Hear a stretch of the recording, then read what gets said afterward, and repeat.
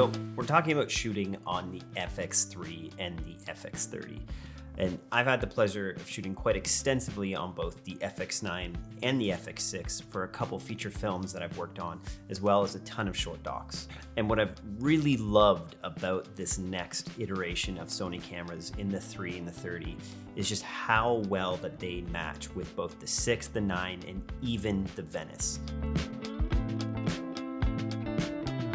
And for this trip to Hawaii, I decided to only take my FX3 and FX30 to shoot this doc style footage. And that wasn't just because they could fit so easily into all my camera bags, but because the form factor of the cameras lends itself so well to shooting out of cars, helicopters, or moving between locations quickly.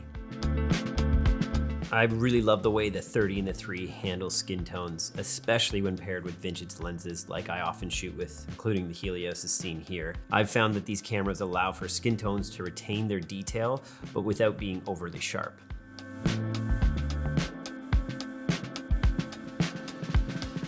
One thing I can really appreciate about the FX3 is its low light sensitivity. There was times that we had to be shooting at sunset, and I can always trust that even at 12,800, the noise is so minimal that I will get a clean image for post-production. And when I throw a field monitor onto my FX3, it feels like I'm shooting with a miniature version of my FX6 and FX9. And I love knowing on set that the images will match with the 9 and 6, because many of my films do go to movie theaters, and I need that assurance on set that the image is cinema grade quality. The FX30 on this trip especially came in handy because of its crop sensor. We had the opportunity to shoot the lava flow that was happening in Hawaii, but there was a flight restriction zone that only allowed us 1,000 feet above the lava, which had I only had a full frame camera, I would have only been able to get wide shots and not get close to the lava flow. But due to the crop sensor, my lenses of course are cropped in, and with the image stabilization that comes in the 30, I was able to get beautiful, stable, close shots even from 1,000 feet away. So for me as a documentarian, having an affordable crop sensor camera as a second body is invaluable in documentary filmmaking, and the 30 has come in handy many times for me already. But truly the most impressive and the most fun part of these cameras was when we shot me running. We didn't use a gimbal. We didn't use any extra support systems.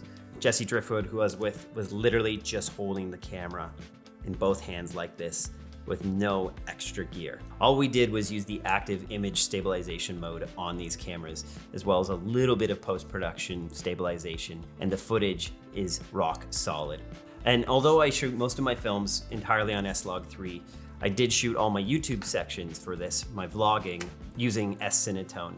And S-Cinetone is so great for our workflow and my editors because there is such minimal color correction needed for it to look good. Sometimes we don't even touch it. It's just perfect straight out of camera. And now that Sony has added timecode cables for these cameras, I truly feel comfortable calling them a true cinema camera in the sense that the versatility of them can be placed on any film set for any type of job, and they can deliver.